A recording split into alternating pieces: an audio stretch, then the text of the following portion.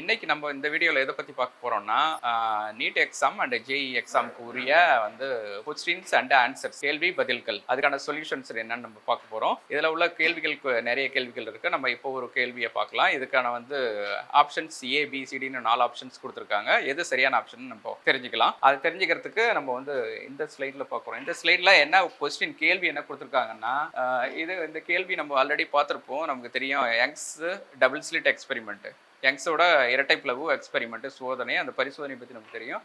அதில் வந்து அந்த ஸ்லிட்டுக்கான இடைப்பட்ட தூரம், அதாவது இடைவெளி 2 ஸ்லிட் இடைவெளி கொடுத்துருக்கலாம். அதுக்கான தூரம் வந்து 2 மில்லிமீட்டர்னு கொடுத்துருக்காங்க.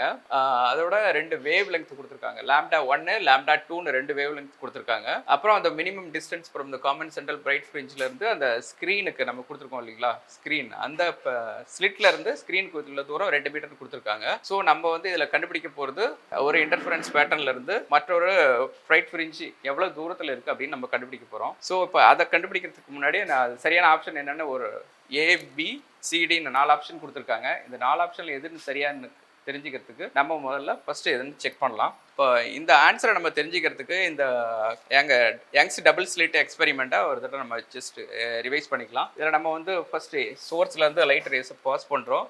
ஸோ அது வந்து 2 ஸ்லிட் S1 அண்ட் S2ன்ற 2 பிளவுகள் வெளியே செலுத்தும் போது அது வந்து இப்போ இதில் பார்ட்டிகளை பட்டு எப்படி ரெஃப்ளெக்ட் ஆகுது அப்படிங்கிறது தான் இந்த இதில் நம்ம புரிஞ்சிக்க வேண்டியது இந்த இதுலேருந்து. ஸோ இந்த ஸ்லிட்ல இருந்து இந்த ஸ்க்ரீனுக்குள்ள டிஸ்டன்ஸை வந்து நம்ம இசட்னு வச்சிருக்கோம். இதை வந்து கேபிட்டல் D அப்படின்னு வச்சிருப்பாங்க. ஸோ இதை அடுத்த பிக்சரில் நம்ம பார்க்கும்போது இந்த பிக்சரில் என்ன காமிச்சிருக்காங்க அப்படின்னு கேட்டிங்கன்னா, இது அந்த டபுள் ஸ்லிட் 2 ஸ்லிட்டு கொடுத்துருக்காங்க. இங்கே வந்து நம்ம ஸ்க்ரீன் இருக்கு. ஸோ இதை வந்து கிராஸ் செக்ஷனில் காமிச்சிருக்காங்க.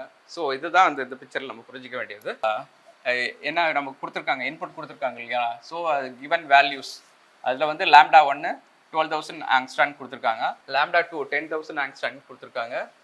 டிஸ்டன்ஸ் நமக்கு கொடுத்துருக்கிறது வந்து 2 சென்டிமீட்டர். அப்புறம் வந்து இந்த ஸ்க்ரீன் டிஸ்டன்ஸ் வந்து 2 mm. இந்த மில்லிமீட்டராக இருக்கிறத நம்ம வந்து சென்டிமீட்டராக மாற்றிக்கிறோம். ஸோ சென்டிமீட்டராக மாற்றும் போது நம்ம வந்து 1000ஆல் டிவைட் பண்ணிக்கணும். ஸோ அப்போ 2 × 10⁻³ சென்டிமீட்டராக மாற்றிட்டோம். இப்போ வந்து நமக்கு கொடுத்துருக்க ஒரு ஃபார்முலா வந்து இதுதான் அந்த ஃபார்முலா.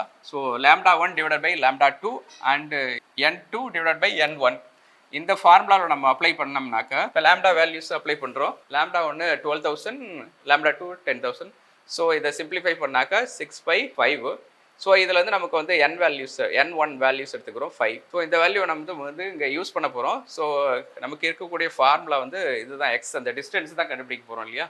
ஸோ அந்த டிஸ்டன்ஸ் வந்து n1 λ1 capital D / small d. இந்த வேல்யூஸை வந்து நம்ம இப்போ வந்து சப்ஸ்டியூட் பண்ணுறோம்.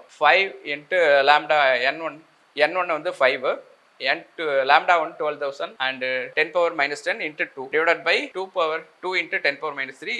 இந்த கிடைச்சிருக்க வேல்யூஸை வந்து நம்ம சிம்பிளிஃபை பண்ணோம்னாக்கா 6 mm நமக்கு வருது ஆன்சரு. ஸோ இப்போ இதுதான் நம்ம கண்டுபிடிச்சிருக்க ஆன்சரு. இதில் இப்போ நம்ம வந்து ஆப்ஷன்ஸை பார்க்கலாம்.